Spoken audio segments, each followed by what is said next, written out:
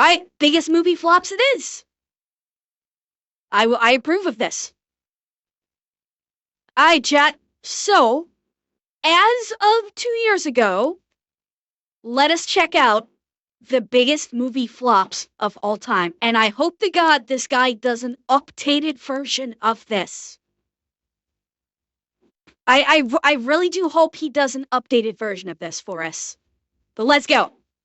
I find it really interesting that for all of the millions and millions of dollars that get thrown into massive blockbuster movies, all of it is entirely dependent on what people can be fucked to go see that week. Today, I really wanted to talk about the biggest box office bombs of all time, because I just find it kind of fascinating how judging the profitability of a movie is generally a bit more complicated than you might think. You would think it would be as simple as just their worldwide gross minus the production budget to work out how much money it made, but it's actually a little bit more unnecessarily complicated than that. You also have to factor in the marketing costs, which are always ridiculously high. Sometimes the studio tells us how much they spent, and sometimes we kind of just have to figure it out ourselves. But generally, it's always going to be at least like half of the same amount they spent actually making the movie. Which means that even if the movie makes back its budget, it can still have lost money because of how much they spent advertising it. Now, usually with videos like...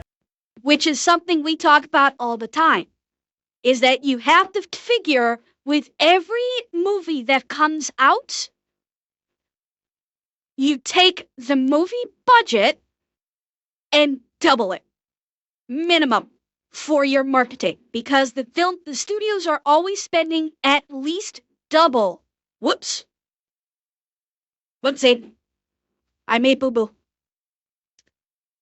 The studios are always spending at least double to basically cover their advertising budget. Sometimes more though. If they go whole hog on their advertising, it can go more than double. It absolutely can. But you have to figure at least double for most advertising. And I'm repeating myself. I'm sorry. Let's get to this. Now, usually with videos like this about movies, I would actually go and watch them so I can have a better understanding of what I'm talking about, but I feel like with this one it would be more appropriate to not watch them, because no one else did. This isn't going to be like a complete list of the biggest box office bombs of all time in order or anything, because it's kind of a bit difficult to work out exactly what the proper order should be because of things like inflation and all that. So here's just a bunch of random ones I wanted to talk about because I thought they'd be interesting. Now, of course, just as an unnecessary reminder, the amount of money a movie made is not at all relative to its quality. Remember that Blade Runner 2049 lost both $88 million and my faith in humanity. Also, it's important to me to clarify that I'm not here to laugh at any of these for underperforming, because I can't imagine what that's like after working on these for so long. It's not... That's okay. We will laugh for you. Don't worry. Not cool, okay?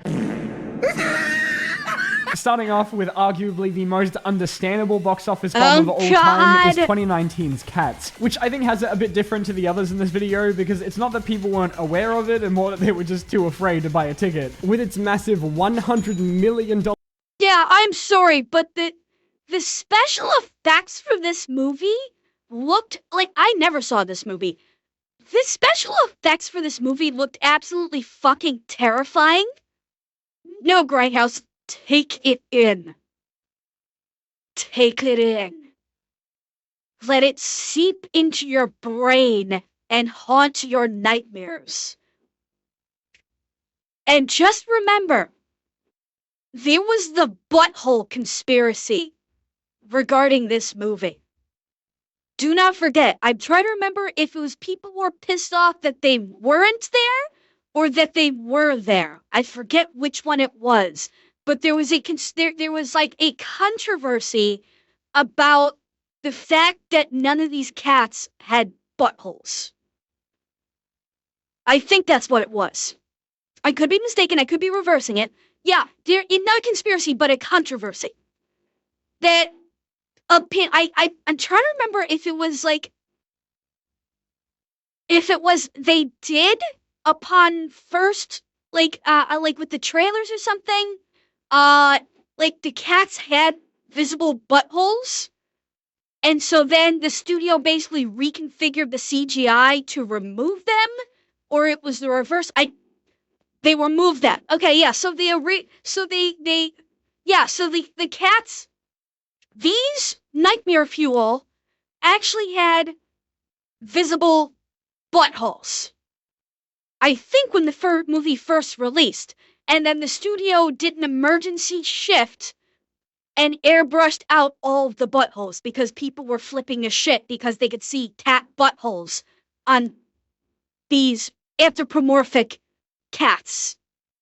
Aware of it, was and more that they were fucking just crazy. too afraid to buy a ticket. With its massive $100 million budget, Cats is said to have lost Universal between $70 to $114 million. I did actually work up the courage to see this in cinemas in its opening week, partially out of morbid curiosity, and also because I really wanted to drag a friend along with me because I'm a this is terrible person. nightmare-inducing. Also, having seen both Cats and Morbius now, I am begging you, please don't go and see bad movies, ironically. It is never worth it. On paper, financially, Cats seem like a lock, being based off a hugely popular stage show with slightly less terrifying characters, and with acclaimed director Tom Hooper attached, who's done other musicals like Les Miserables, and also has a very Did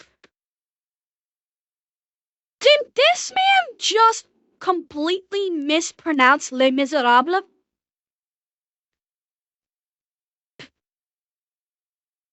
Really, gamer? Listen again. Tom Hooper attached, who's done other musicals like Les Miserables, and also has Okay, hold up. I think that may have been deliberate. I do think that yeah, exactly. Except I'm thinking that was deliberate, given the imagery. It was, okay, I give a pass. That sounds like he was doing it as a joke. Because Les Mis didn't do, with the exception of, I think Anne Hathaway. Anne Hathaway, I think, was the only good part of Les Mis, the cinematic.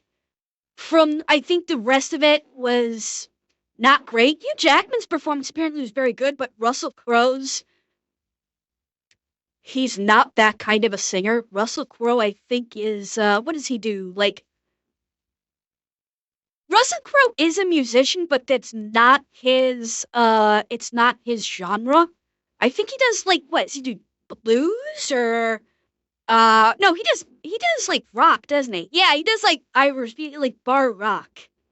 Not blues. I think it's rock that I'm thinking of. So it's Les Mis just wasn't Russell Crowe's genre, and that's probably why they caught a lot of shit for it. Anne Hathaway apparently did fantastic. And, Hugh Jackman is a stage performer. That was in his wheelhouse. And so, as I understand it, Hugh Jackman did fantastic. But overall, the movie was just not great. Has a very expensive amount of star power with the likes of Jason Derulo and his oversized dick bulge, Taylor Swift, Knuckles the Echidna, and no one else of importance. So I think it really goes to show how none of those things matter at all when you turn everyone into horrifying nightmare creatures. I think they were trying to go for a middle ground between having entirely CGI characters, while also retaining the faces of the celebrities that people were seeing the movie for, instead of just doing costumes like in the play. The majority of Cats' budget was put into turning those 500 celebrities into furries, but this was obviously a lot harder than I thought it would be, because I remember that they actually released a patched version of the movie while it was still in cinemas, but this was more to do with the fact that Cats was just as much of a nightmare behind the scenes as it was to watch. The VFX artists who worked on the film, who are also the same heroes who fixed the Sonic movie, reportedly were doing up to 80 to 90-hour working weeks, and spent 6 months alone getting just the trailer for the movie ready, and then were only given a remaining 4 months to get the rest of the entire movie done. All this while that is a very common problem right now. People really love to shit on CGI artists these days, but the fact is, Hollywood is beating the crap out of their CGI artists, and they are constantly crunching the fuck out of them. Constantly. This is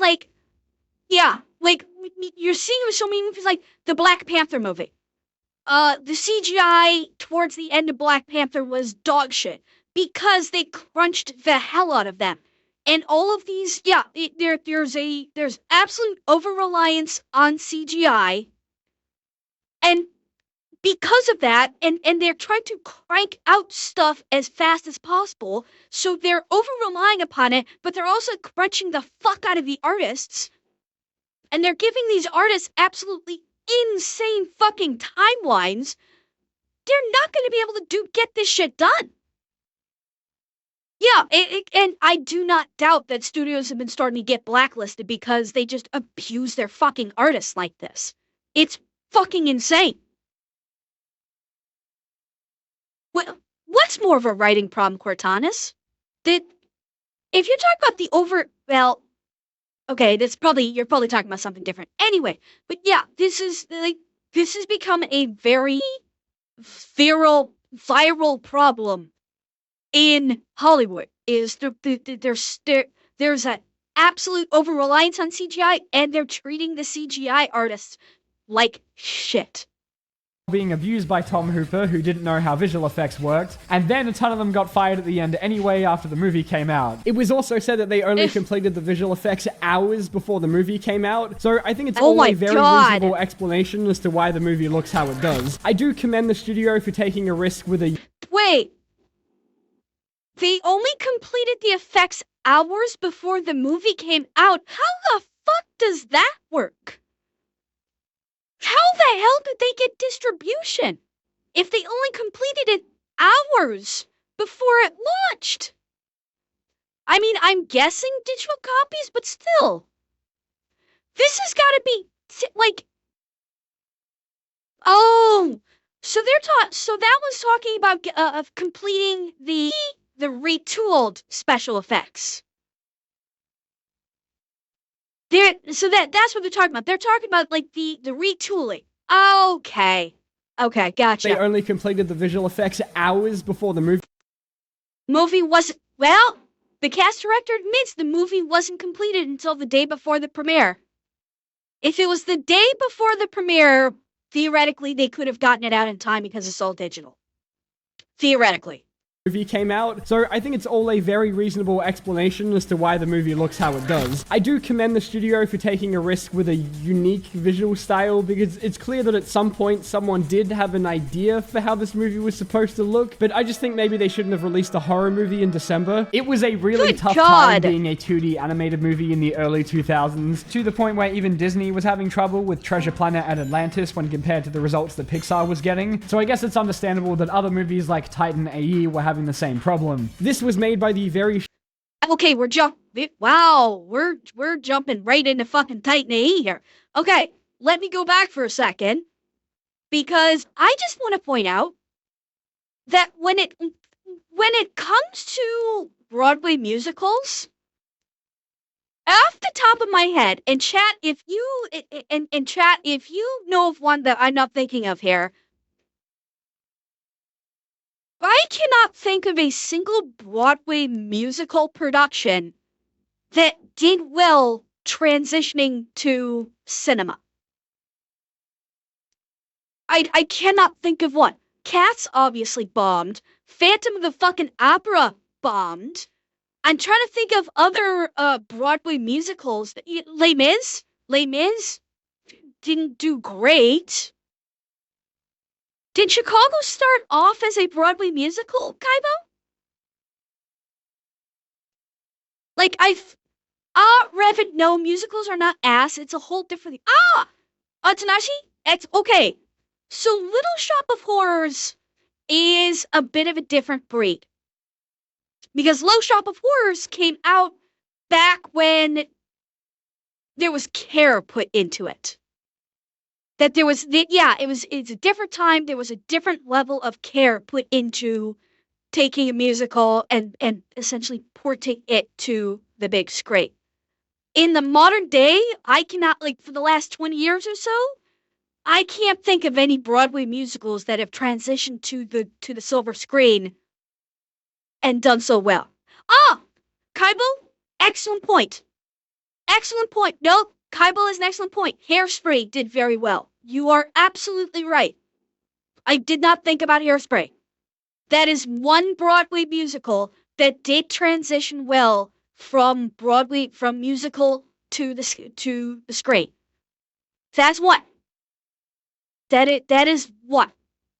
I'm, I honestly am not sure if there have been any others. So, A really tough time being a 2D animated movie in the early 2000s, to the point where even Disney was having trouble with Treasure Planet and Atlantis when compared to the results that Pixar was getting. So I guess it's understandable that other okay, well, okay, comparing Treasure Planet and Atlantis to the Pixar films is an apple to oranges comparison. Now realize he's not doing this comparison. It's like they're comparing the bots of these are two, like, Treasure Planet and Atlantis are very different movies from A Bug's Life and Monsters Inc. They're aimed at completely different audiences. Like, yeah, it is 2D versus 3D, but they're also two very different types of movies. Monsters Inc. and A Bug's Life is absolutely aimed at a younger generation than what Treasure Planet and Atlantis were aimed at.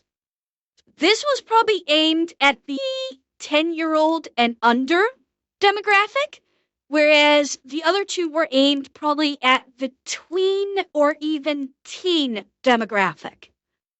It's different animation style, different story style. Yeah, this is like these are made for small kids. The others were made for like teens.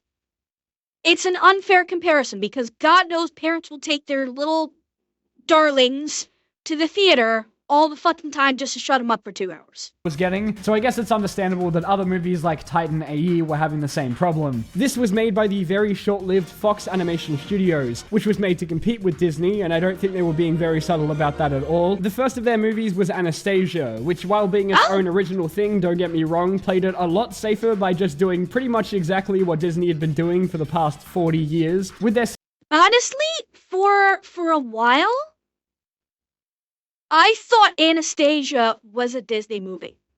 Like, I thought Anastasia was a really good movie.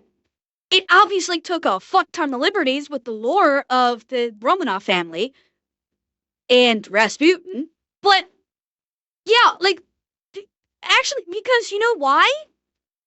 The art style was very Don Bluth. That's one thing, is this art style felt, and I can't recall if Don Bluth actually worked on this or not. I do not recall, but the art style was very Don. He was involved? Okay, I could not remember.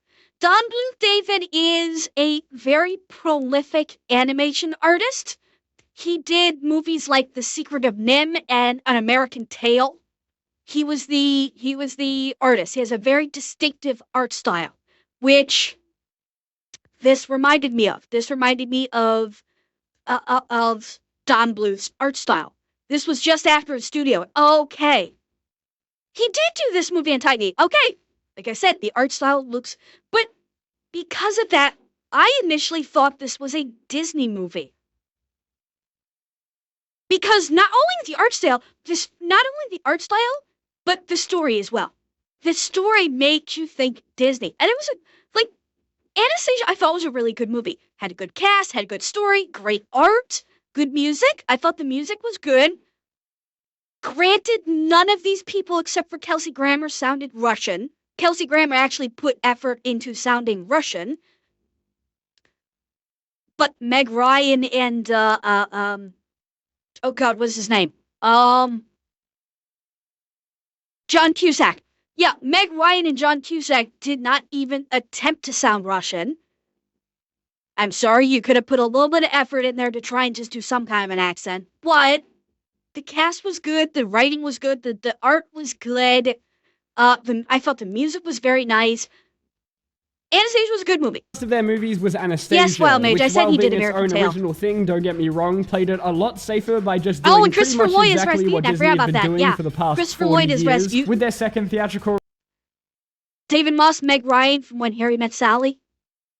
The one who sits down with Billy Crystal at the delicatessen and just starts going, oh, yeah, oh, God, yes, oh, yes, yes, yes, yes. Sound familiar?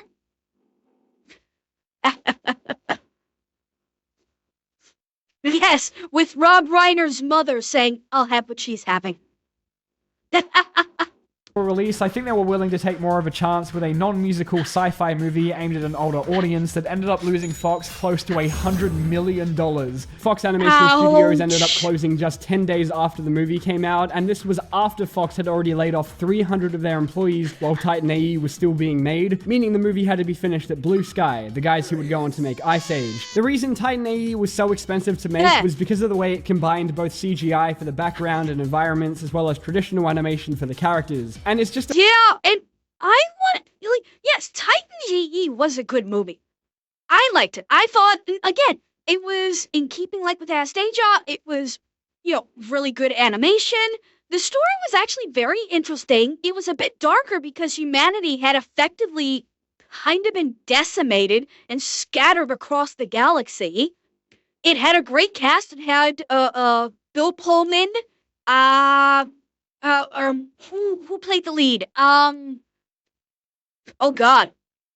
Who was it that played the lead? Matt Damon. That's right, Matt Damon. Yeah, had Matt Damon playing the lead.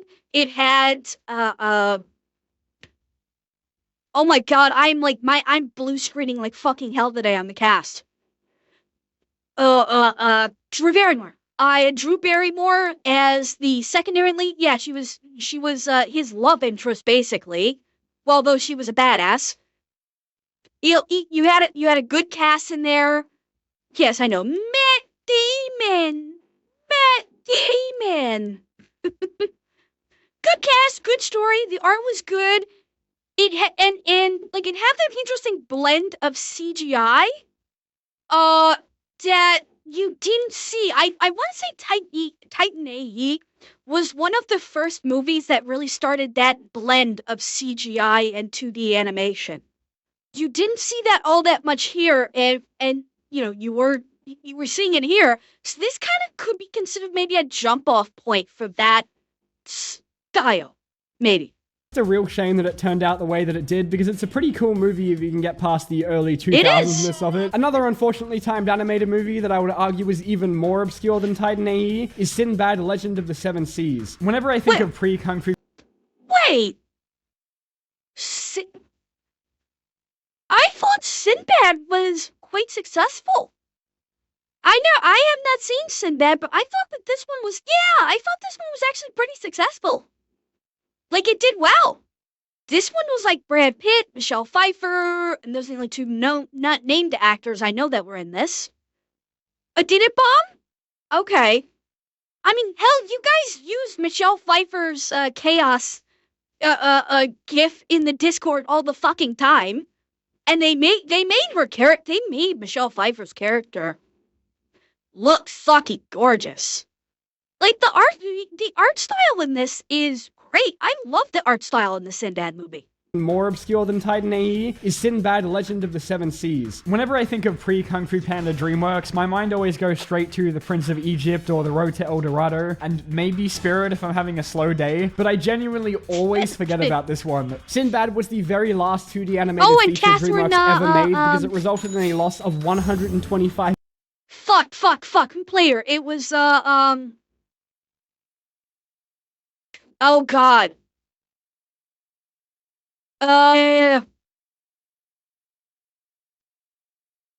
Fuck, who played her? Catherine Zeta-Jones. Thank you, Great Matter. Yes. Yeah, Catherine Zeta-Jones played the other lead. $5 million, which nearly bankrupted them had they not immediately clapped back with the box office slayer Shrek 2. It was Sinbad's financial disappointment and the success of Shrek that convinced DreamWorks to make the switch to 3D movies entirely. So I guess in some roundabout way, Sinbad died to give us Megabind, so maybe it was worth it. I think The Road to El Dorado also didn't do great when it came out a few years earlier, even though it would go on to become a much bigger hit later. But they decided to give it another shot anyway. But with Shrek making nearly $500 million, I think it wasn't exactly a tough choice for DreamWorks what direction to take. Also, it came out a week before the first Pirates of the Caribbean. So... Oh, well, for fuck's sake, no wonder it flopped. You're gonna have an animated DreamWorks pirate movie going up against a live-action Disney Pirates movie. Oh, Sinbad was 100% behind the 8 ball on this one. They were set up for failure there. Yeah. Do you guys remember Mars Needs Mums? No. Oh, I feel dear like a lot God. of people know about this movie, but I have never met anybody who has actually seen it. And I think this may be another case like Cats, where they just scared away their entire audience. Mars Needs Mums was made by Image Movers Digital, an animation company founded by Back to the Future and Who Framed Roger Rabbit director Robert Zemeckis, who by all means has given us some incredible movies, but for the last 20 years has been absolutely obsessed with making these motion capture movies. Mars Needs Mums made $40 million somehow against a budget of $150 million, losing Disney a total of, wait for it, $140 million. One of the other most notorious Disney flops was John Carter in 2012, which I think may actually be the biggest box office bomb of all time. This one I mean, don't quote me on that or anything, hard. but it is the top one on Wikipedia at the moment, so I guess... Right? This movie cost a total of $264 million to make, and that's not even including the marketing cost, which brought it up to a total of $350 million, which is absolutely crazy. It's actually listed as the 9th most expensive movie ever made, and is the only one in the top 10 that isn't part of a massive franchise like the MCU or Pirates of the Caribbean. Shit. I personally think its box office intake was pretty good for a standalone movie without Spider-Man in it, but John Carter also had the extra pressure of needing to gross something stupid like $700 million to have justified a sequel, because around that same time, Disney had just made the number 1 on that list, Pirates of the Caribbean 4. Sinbad did not stand a chance against me. The great pirate Captain Jack Sparrow. Oh, dear, the TTS didn't properly pronounce it. Oh, good effort, JRC. It should have been... I will do it. Sinbad did not stand a chance against me. The great pirate Captain Jack Sparrow.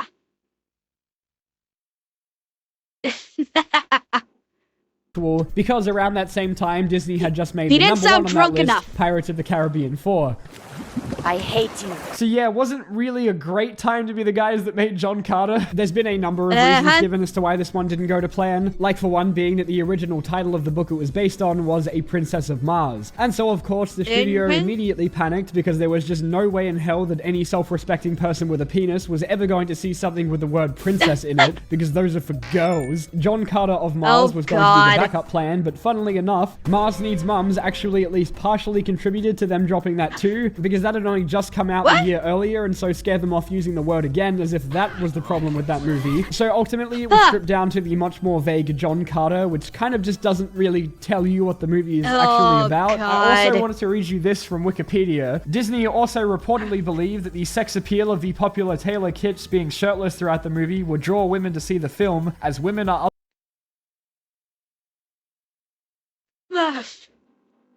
And also part of the problem is that Taylor Kitsch isn't a great actor.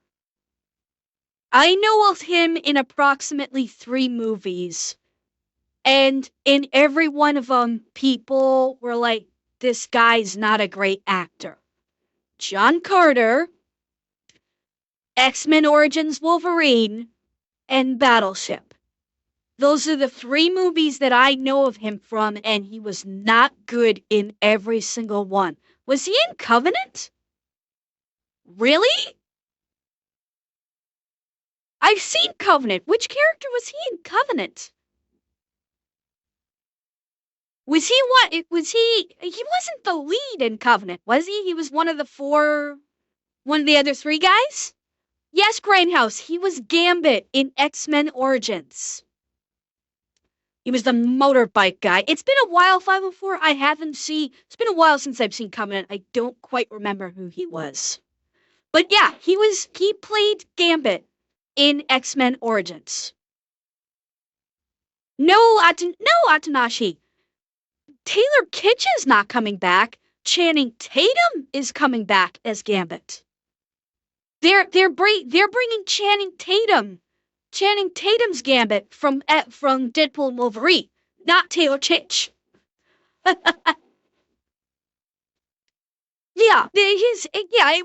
That was the big criticism. Is he loses his Cajun accent literally halfway through his performance. When he's in the bar, he's kinda sorta got the Cajun accent. And then it immediately and then as soon as the fight is over, the Cajun accent goes the fuck away. So, oh, he was an American assassin. Okay, I know about that movie. I have not seen. Yeah, that was the one with Michael Keaton. Okay, I think. I'm pretty sure that's the one with Michael Keaton. Okay. Otherwise averse to science fiction. Now it makes sense why the marketing for this movie was so shit, right? Another one from Disney was The Lone Ranger only a year later, which is listed as the second biggest of all time on Wikipedia, with an estimated 160 to 190 million. This one was not good. Number one, Johnny Depp as Tonto was basically just doing a Native American version of Jack Sparrow. That's number one. Johnny was not playing a Native American. He was basically doing Jack Sparrow with white face paint. That's first and foremost. And yet, Armie Hammer, she was acting like a fucking goof. Like they took this movie and they like goofified it almost. And I think that's probably why a lot of people disliked it, because the Lone Ranger, the OG Lone Ranger, was not goofy. And he was also not an idiot. They turned the Lone Ranger into an idiot. They kind of made Johnny Depp's Tonto the hero out of all this. Johnny Depp was the only competent one in the movie.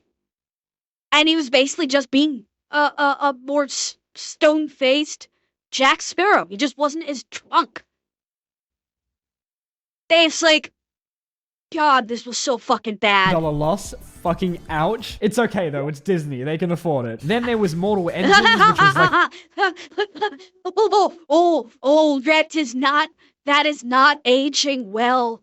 This statement. Fucking ouch. It's okay though, it's Disney. They can afford it. That statement is not aging well right now. To think about, remember, this movie was made 2 years ago. In 2 fucking years, look what's happened. Think about that. 2 years ago, the idea was, Disney can run flops, they can afford it. 2 years later, ow. Then there was Mortal Engines, which was like the movie that had the cities on wheels, with the marketing headline going on about how this was a Peter Jackson movie, when really he was just the third credited for the screenplay and one of the producers. This one had a budget anywhere between $100 and $150 million, but only grossed $83 million, for an altogether $175 million total loss for the studio, which is absolutely insane. I think this one had something to do with the fact that it came out alongside Spider-Verse, which wasn't the biggest box. Oh, shit. Yeah, that would do it. That would do it. What would kill it? You've got Into the Spider-Verse against another YA novel. Because I'm reasonably sure, correct me if I'm wrong, I'm reasonably sure Mortal Engines was a YA series. And I'm sorry, I think about the time this came out, people were pretty much fucking done with YA series movies. By this point, like, you know, we'd already had the Hunger Games. We already had, the Maze Runner. YA refers to young adult novel series. Mortal Engines, I'm pretty sure, was a young adult novel series that they turned into a movie, because around this time, they were doing that. They were going crazy with the young adult novel series. Started with the Hunger Games. When the Hunger Games, when they struck gold with the Hunger Games, they said, cool. Hollywood said, this is our moneymaker. And then they started basically cinemifying fucking every young adult series they could get their hands on. Because they wanted to replicate the Hunger Games. And yes, Rebels, yes. Everybody going, oh, the Hunger Games is so fucking great. Oh, it's so wonderful. Motherfucker, Hunger Games is just a titty version of fucking Battle Royale. You want the actual Hunger Games, fucking go watch Battle Royale. Okay? That is the true fucking Hunger Games. They put the people of the Hunger Games in with the crew of Battle Royale. The people of the Hunger Games would get fucking annihilated in about 2.5 fucking seconds. Because the kids from the Battle Royale did not fuck around. They absolutely did not fuck around. Yeah.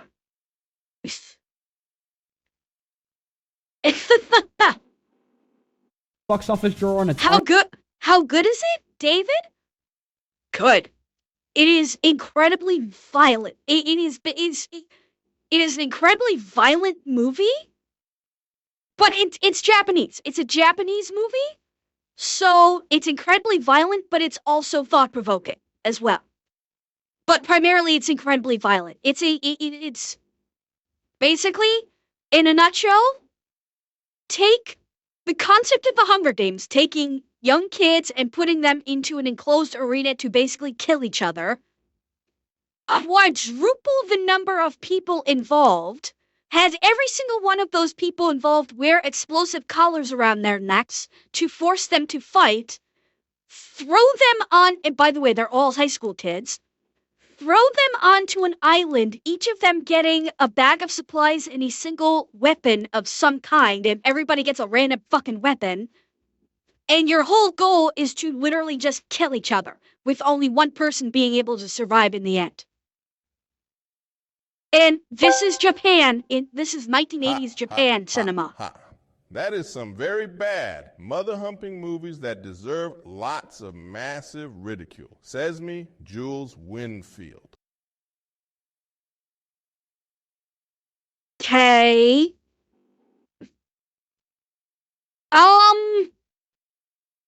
Possibly, Josh. There may have been one made in the same spirit, but I don't think there was an actual anime of Battle Royale, to my understanding. And, Much Delicious, thank you for the follow.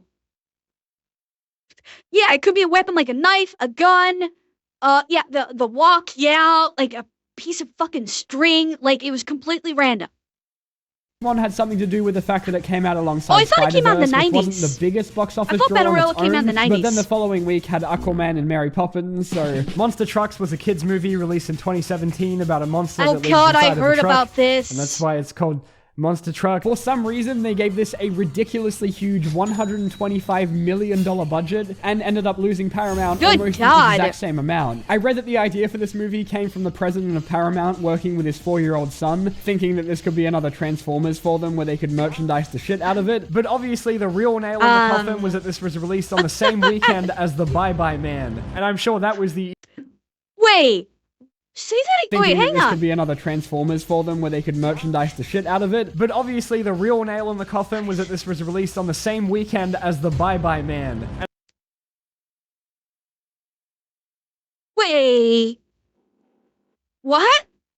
The Bye-Bye Man killed this? Zep, the Bye-Bye Man is like, it's like a horror movie. Like you can't, if you say his name, I feel like me, I can't even remember the premise behind it because I never saw it. You think he's making a joke? I'm not sure either. I'm honestly not sure if he's making a joke on this one or not. Obviously the real nail in the coffin was that this was released on the same weekend as The Bye-Bye Man. And I'm sure that was the easiest decision anyone has ever had to make. The Battleship movie that Hasbro did that one time Here we go. has the absolutely insane premise of turning a board game into an alien invasion movie is so crazy that I kind of love it. Not that I've actually And the fact that it only did actual Battleship the last 10 minutes of the movie. Like, I mean, I will admit some parts of Battleship were fun. I do like the part where they commandeer the old steam-powered battleship with the old crew. They they get it back into fighting, fighting shape. And they take it out, and they do like the heel turn with the anchor move, and you get You get the old World War II naval veteran just as they get line the guns up, and the old World War II veteran with his binos up, looking casual as hell, just the Missouri. They pull the heel turn where like they're going at the alien ship. They drop the anchor so the ship basically pulls a heel turn 180 while the alien ship is firing its own weapons. The weapons miss. The main guns line up right on the alien ship, and the commander of the Missouri, casually looking through his binos, just kind of goes, "Let's drop some lead on these motherfuckers." Only, of course, they didn't say the motherfuckers part. It ended up being, "Let's drop some lead on these mother," and then it cuts to Taylor Kitsch, which is another one of his movies, yelling fire. So, like, there were some scenes in this that were pretty cool.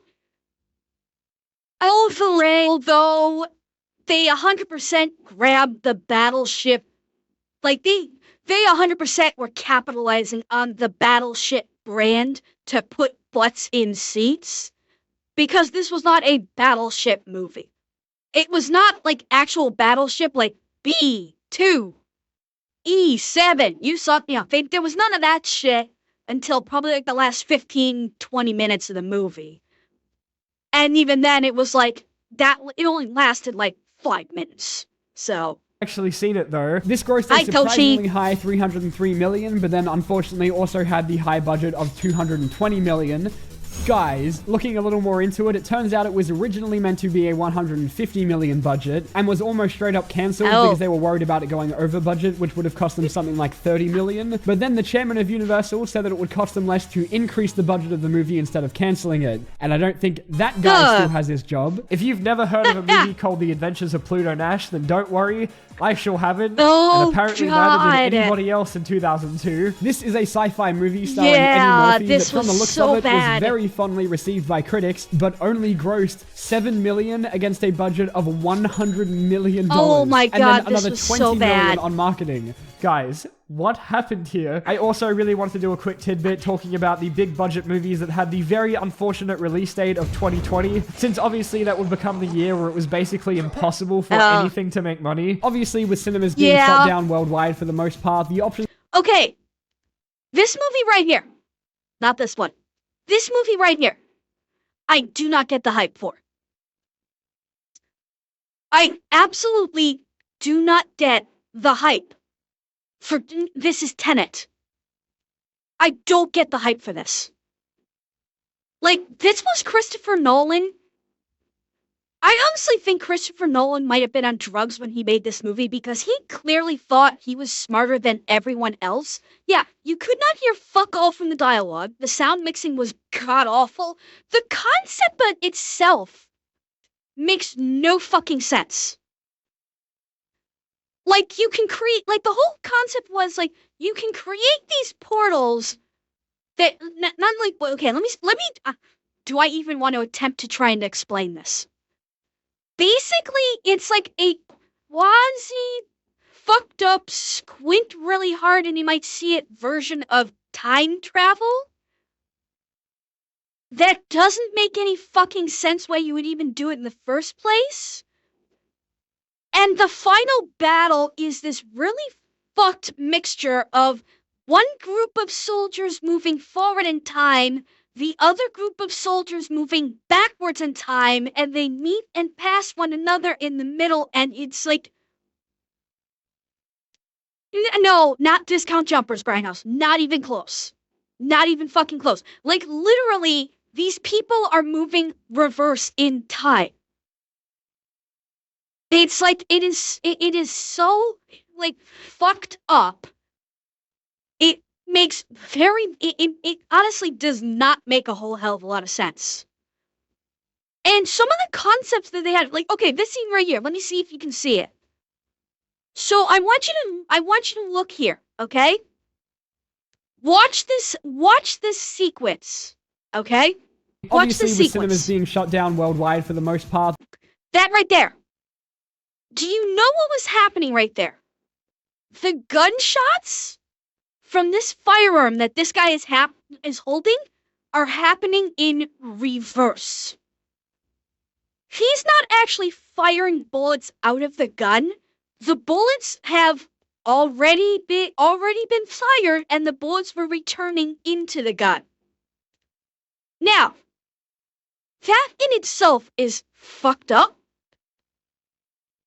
Yeah, that's what I'm talking about. Like, this soldier right here is literally fighting this guy here, the protagonist, who, by the way, does not get a name. This character is the protagonist. He is literally called protagonist. He does not have a name. I will point that out. This character, the lead, does not have a name. And they introduce a concept at the very beginning of the movie where a scientist that is talking to protagonists, Red Season, if he did, yeah, never told it. He also just says, I'm the protagonist. Right now. Yes, this made to theaters, Tashi. This absolutely went to theaters. But they established a concept in the very beginning of this movie, which is a scientist takes a gun, shoots a bullet into a piece of concrete. She then takes said gun, does some wibbly-wobbly-woo to it to make it function in reverse, picks up the gun, and now all of a sudden the shot fires in reverse, and the bullet that was in the concrete returns into the barrel of the gun and into the chamber. And by doing so, it actually causes explosive-type damage to the concrete that the round had actually been in the first place. This is made to seem like it is a devastating fucking attack. And it is never brought up ever again. It is absolutely never, this concept is never brought up ever again. Like, the whole movie is, this was a Christopher Nolan movie where he wanted to be an artiste. And he basically, he wanted to make a mindfuck and probably ended up mindfucking himself. So, next to no part of this movie makes any fucking sense. It is absolutely confusing. You could watch it 10 fucking times, it still won't make any fucking sense. Worldwide, for the most part, the options for movie studios were either to delay them for as long as they possibly could under the assumption that cinemas would surely have to open up eventually, I will say the or just dump reverse them on fight the streaming. choreography mixed with the regular choreography is cool to watch. It's cool to watch, but if you think about it, like, how in the holiest of fucks is this even going to work? Your brain will implode. Like, how the hell do you as an individual, how the hell do you fight an opponent fighting in reverse? If you try to think of how the mechanics actually work, as opposed to just the fight choreography looking cool, the minute you try and think of, like, how the fuck does this work, your brain will implode. Services and try to get some of their money back with the licensing or rental charges. Which is why some of Pixar's movies like Turning Red or Onward are still considered flops, even though they went straight onto Disney Plus and made their money back that way. One of Disney's biggest losses in 2020 was the live-action remake of Mulan, which with the pre-COVID budget of $200 million only managed to make...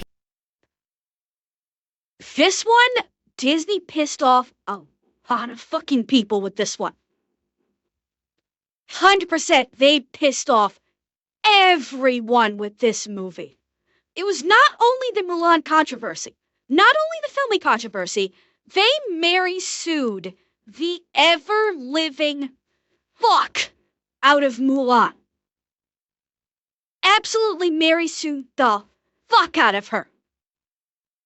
The Mulan controversy is that they basically filmed that Disney was all going whole hog with China. When they were basically, where they were filming it, they were using like China's using like slave labor. That's like where they were filming right next to where China was imprisoning like Chinese Muslim worshippers, that they basically turned them into slaves. It was like a re-education camp. And Disney was like, cool story, bro. We're still gonna film here. Plus, they made Mulan the ultimate fucking Mary Sue. she's literally Mary said, she is the bestest ever from the moment she was fucking born. And the only reason why she could ever be beaten is because she had to hide her true self because of the man. Because of men. She had to hide her true capabilities because man.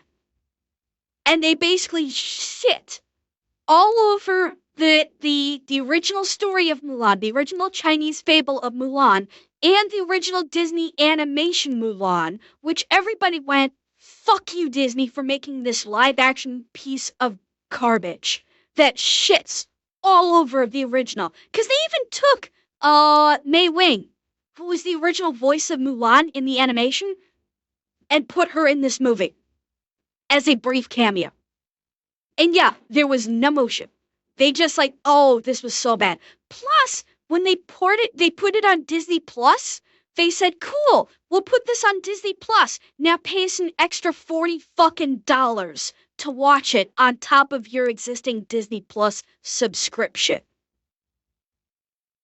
They wanted to charge people an additional $40 on top of their Disney Plus subscription to watch Mulan on the platform. Yeah. About 70 million, while their other remakes have had a pattern of getting a pretty casual 1 billion each. This was meant to release in theaters in March 2020, but they delayed it all the way until August, until they just gave up and released it on Disney Plus for $30. We've got to have money. Mulan actually did pretty well on streaming and was the top rented on a few platforms for a while, so I still think it did alright given the rather unprecedented circumstances, but it just goes to show how bad 2020 was for movies when even a Disney live-action remake wasn't turning a profit. The other really, really big pandemic bomb was Wonder Woman 1984, which was meant to come out in June 2020, but then got pushed all the way to December of that year because WB kind of panicked after even Christopher Nolan's Tenet didn't make the money, despite grossing $360 million. It did eventually release in cinemas when things died down a little bit, while also being released on HBO Max at the same time for the people who weren't ready to die yet just to pay for overpriced popcorn, with it eventually making a grand total of $169 million, which again, given pandemic numbers, is actually pretty good, but that was against a $200 million budget, so this one would have lost Warner around $100 million. And not to mention, this was another one where the CGI, the main bad guy in this was Cheetah.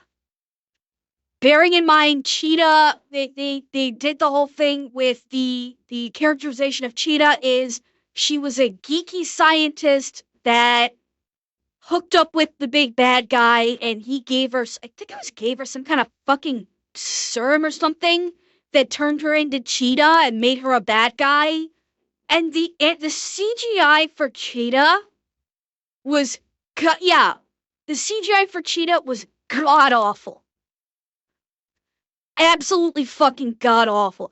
Oh no, I'm sorry. He didn't keep her drunk. He had, like, the lead for the lead bad guy had, like, a wishing stone. That's what it was.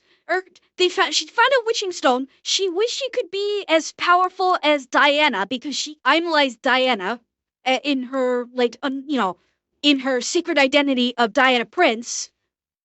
A scientist at the Smithsonian. They found this wishing stone. She wished that she could be as powerful as Diana, not knowing she was Wonder Woman, and turns into Cheetah slowly over time. And the CGI for Cheetah, when she went full-on Cheetah, furry and everything, was so fucking god-awful. I have not forgotten about that, Cortanus. And then there's the whole SA issue. Not Steve Rogers, Andrea. Steve Rogers is Captain America. Trevor. Steve Trevor, not Steve Rogers. So Stephen Trevor has died by this point because it's taking place in 1984. Stephen Trevor has already died, so Diana wishes for Stephen Trevor to come back. Well, Stephen Trevor does not actually return in physical form. Stephen Trevor returns in spirit, and his spirit basically takes over the body of just some guy. But Diana, when she looks at this guy, she sees Stephen Trevor. But it's not actually Stephen Trevor. It's just some guy that Stephen Trevor's mind has basically taken over. And quote unquote Stephen Trevor and Diana have sex. They fuck. Except it's not Stephen Trevor's body. It's this dude who Stephen Trevor has taken over their mind, effectively speaking.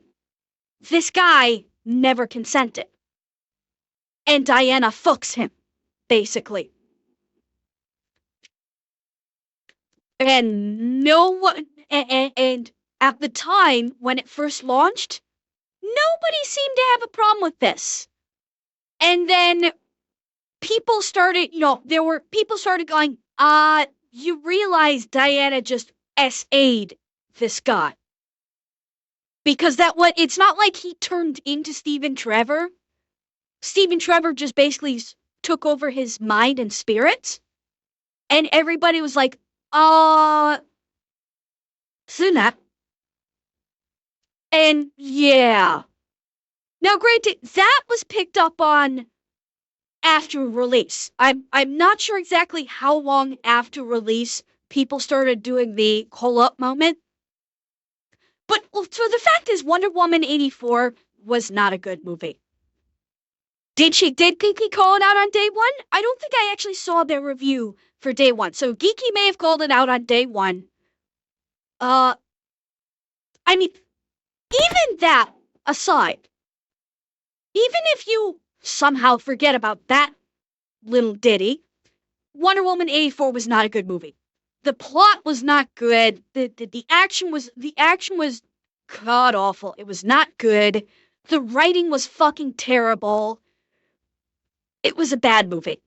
They could not capture that lightning in a bottle of the first movie.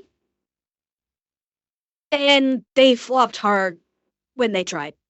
Million as well. And the last one I wanted to talk about is Final Fantasy: The Spirits Within, which is a movie that I think a total of like 4 people know of.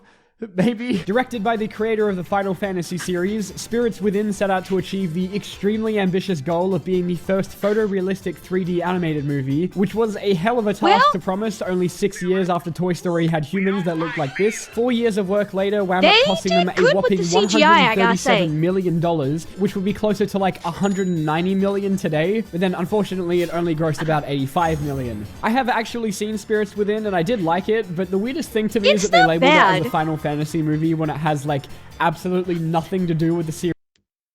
Yeah, that was the downfall. If they had not called it Final Fantasy and they called it something else, like if they had literally just called it Spirits Within and not tacked on the Final Fantasy label, the problem is they probably tacked on the Final Fantasy label to try and get butts and seats. They relied upon the Final Fantasy franchise when they probably shouldn't have. If they didn't rely upon the Final Fantasy franchise, it might have been a different story. Series at all. I mean, maybe it was a brand recognition thing, but even still, a series like Final Fantasy doesn't strike me as the kind of name that would get a ton of people into cinemas anyway. Yeah, but this didn't feel like a Final Fantasy story. Spirits Within. Especially for an animated one aimed at an older audience, which rarely ever do well. And I guess because of its title, it was also a video game movie, which we all know have a tremendous track record. And even with those 3 massive red flags, I honestly think 85 million is pretty good. I think they may have been banking on people wanting to check out how advanced the animation looks for the time. Again, this was 2001. Video games look like this. Be nice, okay? Spirits Within actually caused a little bit of an uproar at the time because Square had this whole plan where the model of the main character of the movie was going to be reused as other leading roles in future movies as a kind of digital actor, and then promoted this in the most tasteful way possible with a bikini photo shoot in Maxim magazine. The idea of this new technology allowing people to just replace real actors with 3D characters kind of freaked some people out, including even Tom Hanks, but fortunately for them, the only other thing she appeared in since was a short demonstration video the animation team made for The Animatrix. And that about wraps up everything I wanted to talk about for now, but I mean, none of this beats Morbius flopping twice.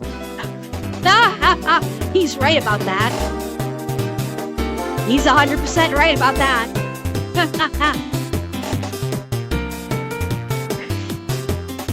Yeah, it's morbid time. Yeah.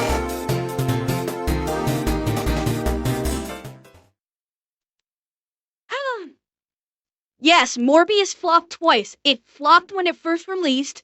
People started doing the "It's Morbin time" meme, and Sony thought, oh, they're memeing the fuck out of this. That must mean they love it. Let's re-release it. And it flopped again when they re-released it.